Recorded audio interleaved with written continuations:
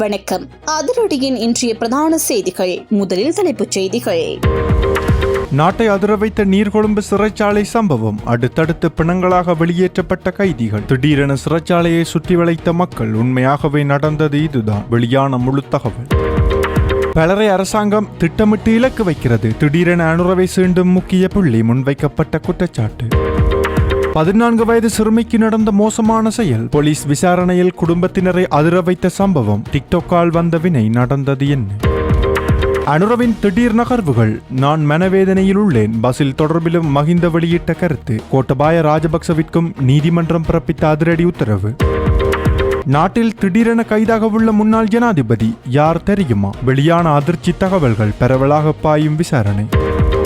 மஹிந்த ராஜபக்சவின் மகன் செய்த மோசடி. ஜனாதிபதி அனுரவின் மகனுக்கு எதிராகவும் விசாரணை. திடீரென கொந்தளிக்கும் முக்கிய புள்ளி. வெளியிடப்பட்ட கருத்துக்கள். அடர்ந்த காட்டுக்குள் மீட்கப்பட்ட எலும்புக்கூடு அடங்கிய பொருட்கள். விசாரணை செய்த போலீசாருக்கு புலப்பட்ட காணாமல் போன பௌத்த துறவி. வெளியானது திடுக்கிடும் சம்பவம்.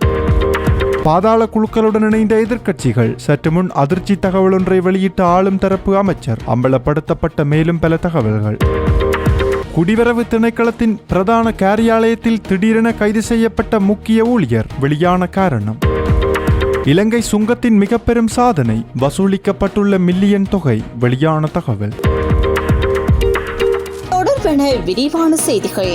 விரிவான செய்திகளுக்கு செல்ல முன்னர் இது போன்ற செய்திகளை உடனுக்குடன் அறிந்து கொள்ள எமது அதிரடி சேனலை சப்ஸ்கிரைப் செய்து கொள்ளுங்கள்.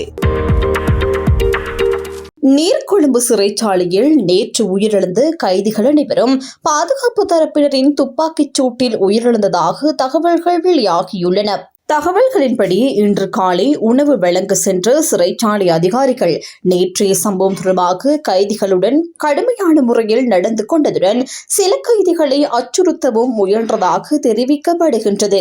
இதற்கு கைதிகள் எதிர்ப்பு தெரிவித்ததைத் தொடர்ந்து முதலில் சிறைச்சாலை அதிகாரிகள் தரப்பிலிருந்தே தாக்குதல் நடத்தப்பட்டதாக கூறப்படுகின்றது. இதையடுத்து கைதிகள் மற்றும் சிறைச்சாலை அதிகாரிகள் இடையே மோதல் ஏற்பட்டுள்ளது.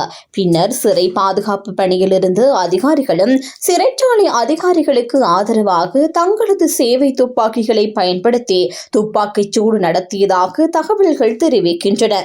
அதனைத் தொடர்ந்து மோதல் தீவிரமடைந்த நிலையில் கைதிகளை நோக்கி சிறைச்சாலை அதிகாரிகள் தரப்பிலிருந்து தொடர்ச்சியாக துப்பாக்கிச் சூடு நடத்தப்பட்டதாகவும் சிவில் உடையில் இருந்த சில சிறைச்சாலை அதிகாரிகளும் துப்பாக்கி பிரயோகத்தில் ஈடுபட்டதாகவும் தெரிவிக்கப்பட்டுள்ளது. மேலும் சம்பவத்தின் போது சிறைச்சாலைக்கு மேலாக இலங்கை விமானப்படையினரால் கண்காணிப்பு பணிக்காக இயக்கப்பட்ட ஆளில்லா விமானம் மீது அது வெளிநபர்களின் ஆளில்லா விமானமாக இருக்கலாம் என்ற சந்தேகத்தின் அடிப்படையில் சிறைச்சாலை அதிகாரிகள் துப்பாக்கிச் சூடு நடத்தியதாகவும் தகவல்கள் வெளியாகியுள்ளன. துப்பாக்கிச் சூடு நடத்தாமல் கைதிகளை கட்டுப்படுத்தி வன்முறையை தவிர்க்க போதிய வாய்ப்பு இருந்த போதும் ஆரம்பம் முதலே சிறைச்சாலை அதிகாரிகள் ஆக்ரோஷமான அணுகுமுறையை கடைபிடித்ததாக கைதிகள் தரப்பு குற்றம் சாட்டியுள்ளது. இதனிடையே மோதலின் போது சிறைச்சாலையின் பாதுகாப்பு களஞ்சியத்திலிருந்து சில துப்பாக்கிகள் கைதிகளின் கைகளுக்கு சென்றிருக்கலாம் என்ற தகவலும் வெளியாகியுள்ளது. இந்த நிலைமை காரணமாக மோதல் மேலும் தீவிரமடையக்கூடும் என்ற அச்சத்தில் நீர்கொழும்பு சிறைச்சாலையை சுற்றியுள்ள பகுதிகளில் பாதுகாப்பு பலப்படுத்தப்பட்டுள்ளது. இதேவேளை இவ்வாறு மீண்டும் ஏற்பட்ட மோதலில் சிறைச்சாலை அதிகாரிகள் உட்பட 26 பேர் உயிரிழந்துள்ளதாகவும் சுமார் 100 பேர் காயமடைந்துள்ளதாகவும் தகவல்கள் வெளியாகியுள்ளன. இது மட்டுமல்லாது நீர்கொழும்பு சிறைச்சாலையிலிருந்து சுமார் 700 கைதிகளை அங்குணகொளபெலச, போகம்பரா, அனுராதபுரம், பொலனறுவை மற்றும் குரவெட்டி சிறைச்சாலைகளுக்கு மாற்றுவதற்கான நடவடிக்கைகள் மேற்கொள்ளப்பட்டுள்ளதாக சிறைத்துறை திணைக்களம் தெரிவித்துள்ளது. நேற்று முன்தினம் முதல் நீர்கொழும்பு சிறைச்சாலையில் நிலவி வரும் பதற்றமான சூழ்நிலையை கட்டுப்படுத்துவதற்கும் சிறைச்சாலையின் பாதுகாப்பை உறுதிப்படுத்துவதற்கும் இந்த அவசர இடமாற்ற நடவடிக்கை மேற்கொள்ளப்பட்டுள்ளதாகவும் குறித்த சிறைச்சாலை சம்பவத்தை முழுமையாக ஆராய்ந்து நடவடிக்கைகளை எடுப்பதற்கு விசேட குழு ஒன்று நியமிக்கப்பட்டுள்ளதாகவும் நாட்டின் நீதி அமைச்சர் தகவல் வெளியிட்டுள்ளார். இது இப்படி இருக்க நீர்கொழும்பு சிறைச்சாலையில் இடம்பெற்ற கலவரத்தின் கைதிகள் உயிரிழந்த சம்பவத்திற்கு தாம் பொறுப்பேற்பதாக நீதியமைச்சர் அர்ஜுன நாணயக்கார தெரிவித்துள்ளார். தனது அதிகார வரம்பிற்குட்பட்டு சிறைச்சாலையில் இந்த சம்பவம் இடம்பெற்றுள்ளதால் அதற்கான பொறுப்பை ஏற்க வேண்டிய கடமை தமக்கு இருப்பதாகவும் அவர் குறிப்பிட்டுள்ளார். நீர்கொழும்பு சிறைச்சாலையில் தலைமை தற்போது கட்டுப்பாட்டுக்குள் கொண்டுவரப்பட்டுள்ளதாகவும் அமைச்சர் தெரிவித்துள்ளார். உயிரிழப்புகள் ஏற்றுக்கொள்ள முடியாதவை எனவும் எதிர்காலத்தில் இவ்வாறான சம்பவங்கள் மீண்டும் நடைபெறாமல் இருக்க தேவையான நடவடிக்கைகள் எடுக்கப்படும் எனவும் அவர் மேலும் கூறியுள்ளார். அதிகாரிகள் சம்பவ இடத்துக்கு சென்று நிலைமையை ஆய்வு செய்து மீண்டும் இத்தகைய நிகழ்வுகள் நடைபெறாமல் இருப்பதை உறுதி செய்வார்கள் எனவும் அமைச்சர் தெரிவித்துள்ளார். இதனிடையே நீர்கொழும்பு சிறை வளாகத்தில் ஏற்பட்ட வன்முறை சம்பவங்களை தொடர்ந்து நீதியமைச்சர் ஹர்ஷன நாணயக்கார சிறைச்சாலைக்கு நேரில் சென்று நிலைமையை பார்வையிட்டுள்ளார். இன்று காலை இடம்பெற்ற கலவரத்தில் 25 பேர் உயிரிழந்துள்ளதுடன் பலர் காயமடைந்த நிலையில் இந்த விஜயம் இடம்பெற்றுள்ளது. இது இப்படி இருக்க மேலே குறிப்பிடப்பட்ட தகவல்கள் அனைத்தும் ஆரம்பகட்ட விசாரணையின் அடிப்படையில் வெளியான தகவல்களாகவும் இதுவரை குறித்த சிறைச்சாலை தரப்பிலிருந்து எந்தவிதமான உத்தியோகபூர்வ தகவல்களும் வெளியாகவில்லை என்பதும் குறிப்பிடத்தக்கது. டிக்டாக் செயலி மூலம் அறிமுகமான 14 வயது சிறுமியை பாலியல் துஷ்பிரயோகம் செய்ததாக கூறப்படும் 17 வயது இளைஞர் ஒருவரை களுத்துறை வடக்கு காவல்துறையினர் கைது செய்துள்ளனர். இந்த சம்பவம் தொடர்பான விசாரணைகளின் போது குறித்த சிறுமியும் பாதுகாப்பாக மீட்கப்பட்டுள்ளதாக காவல்துறையினர் தெரிவித்துள்ளனர். காவல்துறையினர் வெளியிட்டுள்ள தகவலின்படி மரவில்ல பகுதியை சேர்ந்த 14 வயது சிறுமி டிக்டாக் செயலி மூலம் சந்தேக நபருடன் அறிமுகமாகி பின்னர் அவருடன் நெருக்கமான தொடர்பை ஏற்படுத்தியுள்ளார். அதனைத் தொடர்ந்து சந்தேக நபர் சிறுமியை நேரில் சந்தித்து சில நாட்கள் அவருடன் தங்கியிருந்த போது பாலியல் துஷ்பிரயோகத்திற்கு உட்படுத்தியதாக ஆரம்பகட்ட விசாரணைகளில் தெரிய வந்துள்ளது. மேலும் புத்தளத்தில் உள்ள சிறுமியின் உறவினர் வீட்டில் வைத்து 2வது முறையாகவும் சிறுமி பாலியல் துஷ்பிரயோகத்திற்கு உட்படுத்தப்பட்டதாக காவல்துறையினர் தெரிவித்துள்ளனர். இந்த சம்பவம் தொடர்பான மேலதிக விசாரணைகள் தொடர்ந்து முன்னெடுக்கப்பட்டு வருவதுடன் பாதிக்கப்பட்ட சிறுமிக்கு மருத்துவ பரிசோதனையும் மேற்கொள்ளப்பட்டுள்ளதாக தெரிவிக்கப்பட்டுள்ளது. வடமேல் மாகாண பிரதி காவல்துறை அதிபர் அஜித் ரோஹணவின் ஆலோசனையின் பேரில் காவல்துறை அத்தியட்சகர்கள் ரோஹண பெரேரா மற்றும் தம்மிக்கு ஹப்புக்குடு ஆகியோரின் மேற்பார்வையில் மேலதிக விசாரணைகள் தொடர்ந்து நடைபெற்று வருகின்றன. பல மாதங்களாக காணாமல் போயிருந்த பௌத்த துறவி ஒருவருடையதாக சந்தேகிக்கப்படும் எலும்புக்கூடு ஒன்று பொதுமக்கள் வழங்கிய தகவலின் அடிப்படையில் காவல்துறையினரால் மீட்கப்பட்டுள்ளது. தெபரகல ஆரண்ய சேனாசனத்தில் தங்கியிருந்து பம்பரகல அபயவன்ச தீரர் கடந்த சில மாதங்களாக காணாமல் போயிருந்த நிலையில் சேனாசனத்திற்கு அருகில் உள்ள அடர்ந்த காட்டு பகுதியில் இந்த எலும்புக்கூடு கண்டெடுக்கப்பட்டுள்ளது. சேனாசனத்திலிருந்து சுமார் 2 கிலோமீட்டர் தொலைவில் உள்ள வனப்பகுதியில் தேன் சேகரிக்க சென்ற குழு ஒன்று முதலில் எலும்புக்கூடுகளை கண்டதாக காவல்துறையினர் தெரிவித்துள்ளனர். அவர்கள் இந்த இடத்தை குற்றவெளி பெச்சமல் விகாரையில் தங்கியிருந்த கெப்பட்டியாவே அரண தேரருக்கு அறிவித்ததை தொடர்ந்து அவர் குற்றவெளி காவல்துறைக்கு தகவல் வழங்கியுள்ளார். இதனையடுத்து சம்பவ இடத்திற்கு சென்ற காவல்துறையினர் மேற்கொண்ட ஆரம்பகட்ட ஆய்வில் ஒரு மரத்தின் அடியில் மனித எலும்புக்கூடு காணப்பட்டதுடன் அதன் அருகில் அபயவன்ச தேரர் பயன்படுத்தியதாக கருதப்படும் மூக்கு கண்ணாடி, சில மருந்துகள் மற்றும் அவரது அங்கியின் பகுதிகளும் மீட்கப்பட்டுள்ளதாக தெரிவிக்கப்பட்டுள்ளது. இந்த ஆதாரங்களின் அடிப்படையில் மீட்கப்பட்ட எலும்புக்கூடு காணாமல் போன அபயவன்ச தேரருடையதாக இருக்கக்கூடும் என காவல்துறையினர் சந்தேகம் வெளியிட்டுள்ளனர். எனினும் இதற்கான இறுதி உறுதிப்படுத்தல் நீதிமரபியல் பரிசோதனைகள் மற்றும் மேலதிக விசாரணைகளின் பின்னரே மேற்கொள்ளப்படும் என தெரிவிக்கப்பட்டுள்ளது. அபயவன்ச தேரர் துறவற வாழ்க்கைக்கு முன்னர் மேற்கத்திய மருத்துவத்துறையில் பணியாற்றியவராகவும் இறுதியாக கொஸ்கம சாலாவ மருத்துவமனையில் மாவட்ட மருத்துவ அதிகாரியாக கடமையாற்றியவராகவும் தகவல்கள் தெரிவிக்கின்றன. காட்டு விலங்குகள் அதிகம் நடமாடும் வனப்பகுதியில் அமைந்துள்ள தியானமட ஆலயத்தில் வசித்து வந்த அவர் தனியாக காட்டுப்பகுதிக்கு சென்ற போது காணாமல் போயிருந்ததாக கூறப்படுகின்றது. அவரை கண்டுபிடிக்கும் நோக்கில் ராணுவம், காவல்துறை மற்றும் விசேட அதிரடிப்படை இணைந்து 1 மாதத்திற்கும் மேலாக தேடுதல் நடவடிக்கைகளை மேற்கொண்டிருந்த போதிலும் அப்போது எந்த தகவலும் கிடைக்கவில்லை. இந்நிலையில் எலும்புக்கூடு மீட்கப்பட்டதைத் தொடர்ந்து திருகோணமலை பதில் நீதவான் ASM ஜாகீர் சம்பவ இடத்திற்கு சென்று விசாரணை மேற்கொண்டதுடன் மேலதிக அறிக்கையை குச்சவெளி நீதவான் நீதிமன்றத்தில் சமர்ப்பிக்குமாறு காவல்துறையினருக்கு உத்தரவிட்டுள்ளார். சம்பவம் தொடர்பான மேலதிக விசாரணைகள் தொடர்ந்து முன்னெடுக்கப்பட்டு வருகின்றன. சமகால அரசாங்கம் பழிவாங்கல் நடவடிக்கைகளில் ஈடுபடுவதாக முன்னாள் ஜனாதிபதி மஹிந்த ராஜபக்ச தெரிவித்துள்ளார். எதிர்க்கட்சிகளின் அரசியல் நிலைமை தற்போது நல்ல நிலையில் இருப்பதாகவும் எதிர்க்கட்சியினர் ஒன்றிணைந்து தற்போதைய அரசாங்கத்தை எதிர்கொண்டு ஆட்சி அமைக்க முடியும் எனவும் அவர் குறிப்பிட்டுள்ளார். பசில் ராஜபக்ச நாட்டிற்கு வருவது தொடர்பில் அவரிடமே கேட்க வேண்டும் எனவும் அவர் வரும் நாள் அல்லது செல்லும் நாள் தனக்கு தெரியாது எனவும் முன்னாள் ஜனாதிபதி தெரிவித்துள்ளார். எதிர்க்கட்சிகள் ஒன்றிணைந்து செயற்பட்டால் வெற்றியை பெற்றுக்கொள்ள முடியும் எனவும் அவர் மேலும் கூறியுள்ளார். கண்டி பகிரவகந்த ஸ்ரீ மகாபோதி விகாரையில் இடம்பெற்ற நிகழ்வின் பின்னர் ஊடகவியலாளர்களின் கேள்விகளுக்கு பதிலளிக்கும் போதே முன்னாள் ஜனாதிபதி மஹிந்த ராஜபக்ச இதனை தெரிவித்தார். இது இப்படி இருக்க 2019 ஈஸ்டர் ஞாயிறு பயங்கரவாத தாக்குதல்கள் தொடர்பான விசாரணைகளில் தனது கைது நடவடிக்கையை தடுக்கும் ஆணை கோரி முன்னாள் ஜனாதிபதி கோட்டாபய ராஜபக்ச தாக்கல் செய்துள்ள ரிட் மனுவை உயர்நீதிமன்றத்திற்கு பரிந்துரைக்குமாறு சட்டமா அதிபர் மேல்முறையீட்டு நீதிமன்றத்தை கேட்டுக் கொண்டுள்ளார்.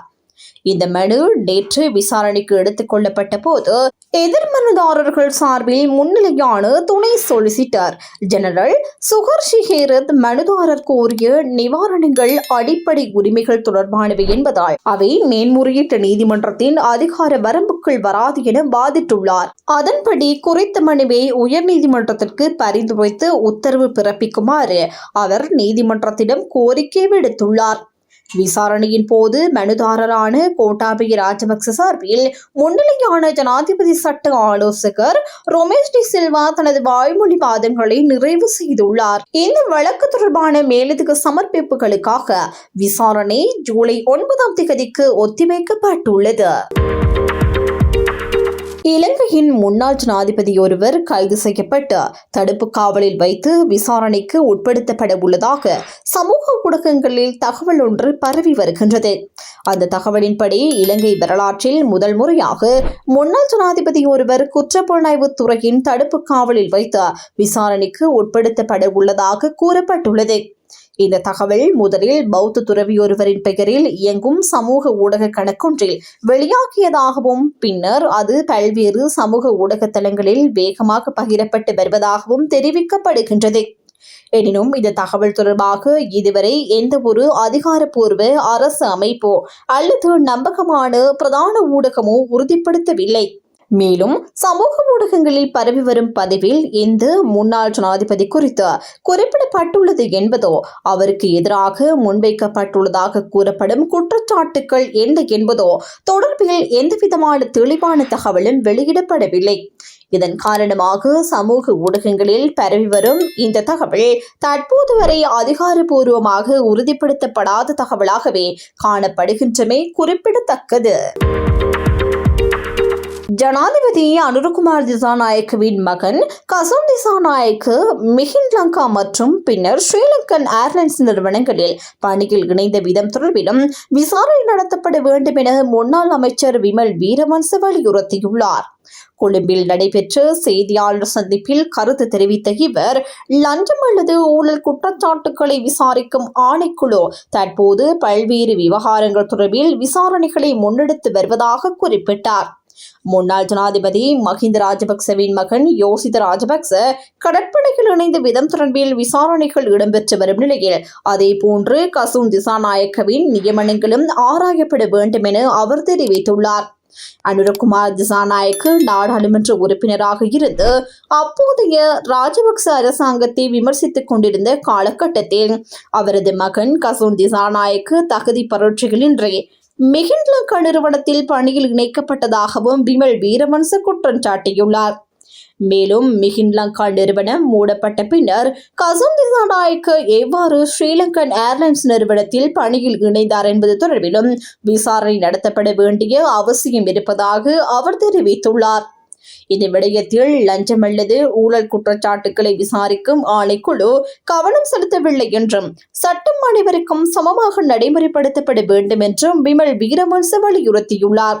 அதேவேளை தற்போதைய அரசாங்கம் ஜனநாயக கொள்கைகளுக்கும் சமூக ஒழுங்குகளுக்கும் முரணான வகையில் செயற்பட்டு வருவதாகவும் அதனை ஜனநாயக வழிமுறைகள் ஊடாக மக்களுக்கு வெளிப்படுத்த எதிர்க்கட்சிகள் தயாராக இருப்பதாகவும் அவர் தெரிவித்துள்ளார். அரசாங்கம் திட்டமிட்ட வகையில் எதிர்க்கட்சி உறுப்பினர்களை இலக்கு வைத்து நடவடிக்கைகளை முன்னெடுத்து வருவதாக ஐக்கிய மக்கள் சக்தியின் நாடாளுமன்ற உறுப்பினர் தயாஸ்ரீ ஜெயசேகர குற்றம் சாட்டியுள்ளார். ஊடகங்களுக்கு கருத்து தெரிவிக்கும் போதே அவர் இந்த குற்றச்சாட்டை முன்வைத்துள்ளார். இதன் காரணமாகவே தாம் தற்காலிகமாக முகப்புத்தகம் உள்ளிட்ட சமூக ஊடகங்களிலிருந்து வெளியாகி இருப்பதாக அவர் தெரிவித்துள்ளார். மேலும் கருத்து தெரிவித்த தயாஸ்ரீ ஜெயசேகர அண்மை காலமாக பல்வேறு நபர்கள் கைது செய்யப்பட்டு வரும் நிலையில் எதிர்க்கட்சி உறுப்பினர்கள் திட்டமிட்ட வகையில் குறிவைக்கப்படுவதாக தெரிவித்துள்ளார். எதிர்க்கட்சி அரசியல்வாதிகள் மீது இனவாதம், திருட்டு, போதைப்பொருள் கடத்தல் மற்றும் பயங்கரவாதம் உள்ளிட்ட பல்வேறு குற்றச்சாட்டுகள் சுமத்தப்பட்டு அவர்களின் நட்பெயருக்கு களங்கம் ஏற்படுத்தும் முயற்சிகள் முன்னெடுக்கப்படுவதாகவும் அவர் குற்றம் சாட்டினார். ஒருமுறை இவ்வாறான குற்றச்சாட்டுகள் முன்வைக்கப்பட்டால் பின்னர் அவர்கள் நிரபராதிகள் என நிரூபிக்கப்பட்டாலும் அவர்களின் நட்பெயரை மீண்டும் நிலைநாட்டுவது மிகவும் கடினம் என்றும் அவர் சுட்டிக்காட்டினார். மேலும் கூட்டு எதிர்க்கட்சியின் அனைத்து உறுப்பினர்களும் ஒரே மாதிரியான குற்றச்சாட்டுகளுக்குள் சிக்க வைக்கப்படுவதால் சுதந்திரமாகவும் திறம்படவும் செயல்படும் எதிர்க்கட்சியாக இயங்குவதில் சிரமம் ஏற்பட்டுள்ளதாகவும் ஐக்கிய மக்கள் சக்தியின் நாடாளுமன்ற உறுப்பினர் தயாஸ்ரீ ஜெயசேகர் தெரிவித்துள்ளார். குடிவரவு குடியகழ்வு திணைக்களத்தின் பிரதி கட்டுப்பாட்டாளர் கொழும்பு மோசடி விசாரணை பிரிவினரால் கைது செய்யப்பட்டுள்ளதாக தகவல் வெளியாகியுள்ளது. போலி வெளிநாட்டு கடவுச்சீட்டு தயாரிப்பிற்கு உடந்தையாக இருந்த குற்றச்சாட்டில் சந்தேக நபர் இன்று கைது செய்யப்பட்டுள்ளார். இந்தியாவின் சென்னையிலிருந்து இலங்கைக்கு நாடு கடத்தப்பட்டு ஒழுங்கமைக்கப்பட்ட குற்ற கும்பல் உறுப்பினர் ஒருவரின் புகைப்படத்துடன் வேறொரு நபரின் தரவுகளை உள்ளடக்கிய விண்ணப்பத்தை முறையான பரிசோதனையின்றி ஏற்றுக்கொண்டு வெளிநாட்டு கடவுச்சீட்டை வழங்குவதற்கு உடந்தையாக இருந்ததாக அவர் மீது குற்றம் சாட்டப்பட்டுள்ளது. குற்றச்சாட்டின் அடிப்படையில் கைது செய்யப்பட்டு சந்தேக நபர் மாத்தறை பகுதியைச் சேர்ந்த 51 வயதுடையவர் என தெரிவிக்கப்படுகின்றது. இந்த சம்பவம் தொடர்பாக கொழும்பு பிரதான நீதவான் நீதிமன்றத்தில் நடைபெற்று வரும் வழக்கின் நீதவான் உத்தரவின் அடிப்படையில் காவல்துறை அதிபருக்கு வழங்கப்பட்ட அறிவுறுத்தலின் பேரில் விசாரணைகள் ஆரம்பிக்கப்பட்டுள்ளதாக தெரிவிக்கப்பட்டுள்ளது. இதனையடுத்து இந்த விடயம் தொடர்பான மேலதிக விசாரணைகள் கொழும்பு மோசடி விசாரணை பிரிவினரால் தொடர்ந்து முன்னெடுக்கப்பட்டு வருகின்றன. 2026 ஆண்டின் முதல் 6 மாதங்களில் 1373 பில்லியன் ரூபாய் வரி வருவாய் வசூலிக்கப்பட்டுள்ளதாக இலங்கை சுங்க திணைக்களம் தெரிவித்துள்ளது. முதல் 6 மாதங்களுக்காக நிர்ணயிக்கப்பட்ட வரி இலக்கை விட இது 22% அதிகம் என அதன் ஊடக பேச்சாளர் சந்தன பொன்றிகேவா தெரிவித்துள்ளார். இந்த ஆண்டுக்கான மொத்த வரி இலக்கு 2206.9 பில்லியன் ரூபாய் என குறிப்பிடப்பட்டுள்ளது. அதன்படி முதல் 6 மாத காலப்பகுதிக்குள் 1060 பில்லியன் ரூபாய் வருவாய் வசூலிக்கப்பட வேண்டும் என எதிர்பார்க்கப்பட்டிருந்தது. எனினும் அது காலப்பகுதியில் 1373 பில்லியன் ரூபாய் வரி வருவாய் வசூலிக்கப்பட்டுள்ளது என அவர் குறிப்பிட்டுள்ளார். இது எதிர்பார்க்கப்பட்ட வருவாயை விட 22% அதிகமாகும்.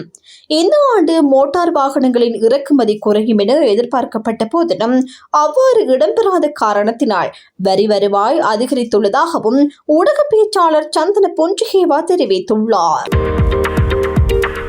நாடாளுமன்ற உறுப்பினர் தயாஸ்ரீ ஜெயசேகர் அண்மையில் வெளியிட்ட கருத்துக்கள் தற்போதைய அரசியல் சூழ்நிலை தொடர்பாக எதிர்க்கட்சியினரின் உண்மையான அச்சத்தையும் மனநிலையையும் வெளிப்படுத்துவதாக கைத்தொழில் மற்றும் தொழில் முயற்சியாண்மை பிரதி அமைச்சர் சத்துரங்க அபேசிங்க தெரிவித்துள்ளார். கொழும்பில் நேற்று நடைபெற்ற நிகழ்வொன்றின் பின்னர் ஊடகங்களிடம் கருத்து வெளியிட்ட அவர் அரசின் புதிய நிர்வாக கட்டமைப்பும் ஊழல் ஒழிப்பு நடவடிக்கைகளும் பழைய அரசியல் நடைமுறைகளுக்கு முற்றுப்புள்ளி வைத்துள்ளதாக கூறியுள்ளார். அமைச்சர்கள், நாடாளுமன்ற உறுப்பினர்கள், அவர்களது தனிப்பட்ட ஊழியர்கள் மற்றும் உயரதிகாரிகள் சொத்து மற்றும் வங்கிக் கணக்கு விவரங்களை கட்டாயமாக சமர்ப்பிக்க வேண்டிய டிஜிட்டல் முறைகள் அமுல்படுத்தப்பட்டுள்ளதாகவும் இதன் மூலம் வெளிப்படைத்தன்மை உறுதிப்படுத்தப்படுவதாகவும் அவர் குறிப்பிட்டார்.